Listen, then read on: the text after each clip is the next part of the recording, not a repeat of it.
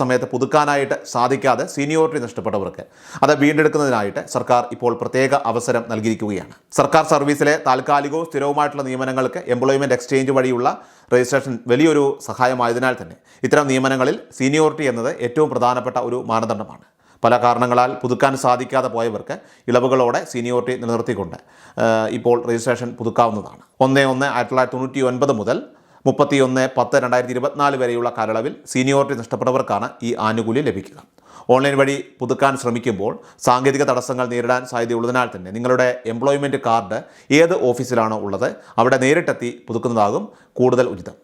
Employment എക്സ്ചേഞ്ചിൽ പോകുമ്പോൾ ആവശ്യമായ രേഖകളും പുതുതായിട്ട് എന്തെങ്കിലുമൊക്കെ സർട്ടിഫിക്കറ്റുകൾ ചേർക്കാനുണ്ടെങ്കിൽ അവയും ഹാജരാക്കാനായിട്ട് പ്രത്യേകം ശ്രദ്ധിക്കേണ്ടതാണ്. അടുത്ത പ്രധാനപ്പെട്ട വാർത്താ update, Punjab national bank PNB രാജ്യത്തുടനീളമുള്ള തങ്ങളുടെ വിവിധ ശാഖകളിലായിട്ട് ഒഴിവുള്ള അപ്രന്റീസ് തസ്തികകളിലേക്ക് ഉദ്യോഗാർത്ഥികളെ ക്ഷണിച്ചുകൊണ്ടുള്ള ഔദ്യോഗിക വിജ്ഞാപനം ഇപ്പോൾ പുറപ്പെടുവിച്ചിരിക്കുകയാണ്. ബാങ്കിംഗ് മേഖലയിൽ തങ്ങളുടെ കരിയർ കെട്ടിപ്പടുക്കാനായിട്ട് ആഗ്രഹിക്കുന്ന യുവാക്കൾക്ക് ഇതൊരു സുവർണ അവസരമാണ്. ഇന്ത്യയിലുടനീളം ഏകദേശം 5138 ഒഴിവുകളിലേക്കാണ് ഈ റിക്രൂട്ട്മെൻറ്റ് നടക്കുന്നത്. ഏതെങ്കിലും അംഗീകൃത സർവകലാശാലയിൽ നിന്നും ബിരുദം കരസ്ഥമാക്കിയിട്ടുള്ള ഉദ്യോഗാർത്ഥികൾക്കാണ് ഈ തസ്തികയിലേക്ക് അപേക്ഷിക്കാനായിട്ട് അർഹതയുള്ളത്.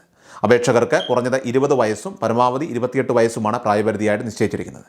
നിയമപരമായിട്ടുള്ള വയസ്സുള്ള അർഹരായവർക്ക് ലഭിക്കുന്നതാണ്. 1 വർഷത്തെ നിശ്ചിത കാലയളവിലേക്കായിരിക്കും ഈ നിയമനം നടക്കുക. ഈ കാലയളവിൽ ഉദ്യോഗാർത്ഥികൾക്ക് പ്രതിമാസം 15,000 രൂപയോളം ഇൻസെൻറ്റീവായിട്ട് ലഭിക്കുന്നതാണ്. രാജ്യത്തെ പ്രമുഖ പൊതുമേഖലാ ബാങ്കുകളിലൊന്നിൽ പ്രവൃത്തി പരിചയം നേടാനും ബാങ്കിംഗ് ഇടപാടുകളെക്കുറിച്ച് പ്രായോഗികമായിട്ടുള്ള അറിവ് സമ്പാദിക്കാനും ഈ ഒരു അവസരം നിങ്ങൾക്ക് സഹായകമാകും. താല്പര്യമുള്ള ഉദ്യോഗാർത്ഥികൾ ഫെബ്രുവരി 24 അപേക്ഷകൾ സമർപ്പിക്കേണ്ടതാണ്. തൊഴിലന്വേഷകരായിട്ടുള്ള ബിരുദധാരികൾക്ക് മികച്ചൊരു തുടക്കം നൽകുന്ന ഈ അവസരം പരമാവധി എല്ലാവരും പ്രയോജനപ്പെടുത്തുക. അടുത്ത പ്രധാനപ്പെട്ട വാർത്താ അപ്ഡേറ്റ് സ്ത്രീ സുരക്ഷാ പെൻഷൻ പദ്ധതിയുമായി ബന്ധപ്പെട്ടതാണ്.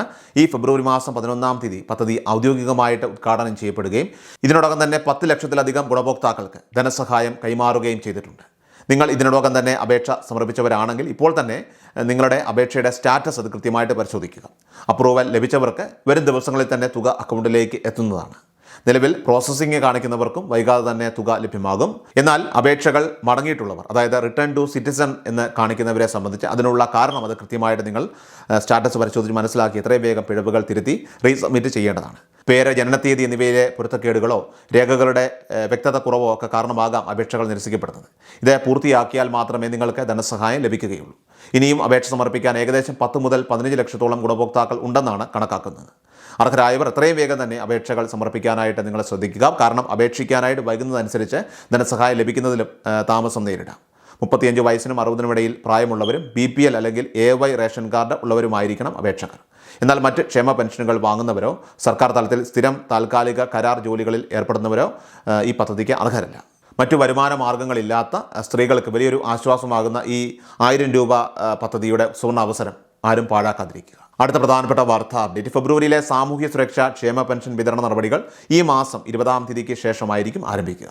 25 ഗുണഭോക്താക്കളുടെ ബാങ്ക് അക്കൗണ്ടുകളിലേക്കും കൈകളിലേക്കും തുക എത്തി തുടങ്ങുമെന്നാണ് ഇപ്പോൾ അധികൃതർ അറിയിച്ചിരിക്കുന്നത്.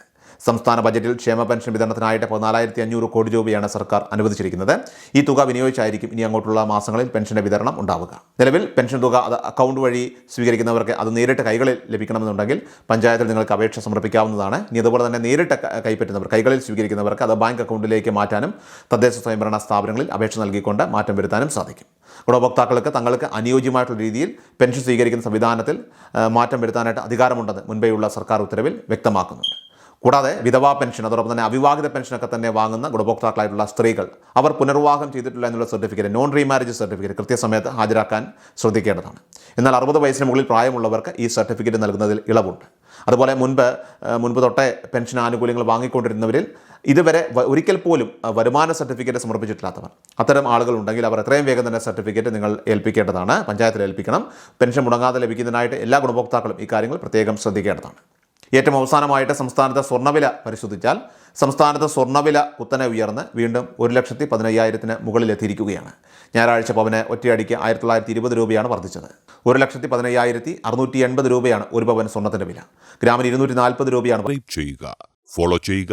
നിങ്ങളുടെ ലൈക്കും ഷെയർ നൽകി ഞങ്ങളെ സപ്പോർട്ട് ചെയ്യുക. നിങ്ങളുടെ അഭിപ്രായങ്ങൾ കമന്റ് ബോക്സിൽ രേഖപ്പെടുത്തുക.